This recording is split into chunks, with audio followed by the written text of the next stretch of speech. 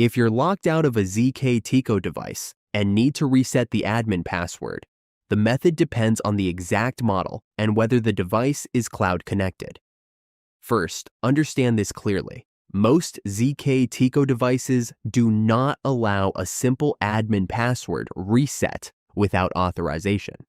This is a security feature, not a glitch. If your device uses ZKTeco cloud software like ZK BioTime or ZK Biosecurity, log in to the admin dashboard on the computer. Go to the device list, select the locked device, and look for the option to reset or re-enroll administrators.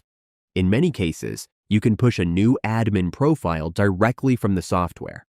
If the device is standalone and not connected to software, check the model number on the back. Some older ZKTeco models allow a factory reset using a master reset code provided by ZKTeco support.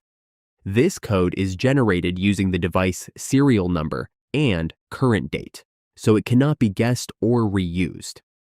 To request the reset code, contact ZKTeco support or the authorized distributor where the device was purchased.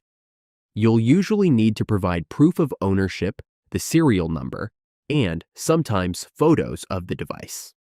If ZKTeco provides the reset code, enter it on the device's admin login screen when prompted.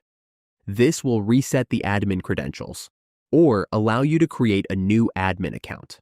If no reset code is available, the only remaining option is a full factory reset, which wipes all users, fingerprints, faces, logs, and settings. Factory reset methods vary by model and may also require ZKTeco authorization.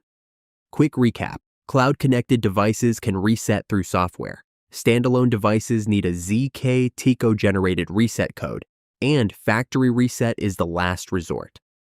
Like and subscribe if I helped you.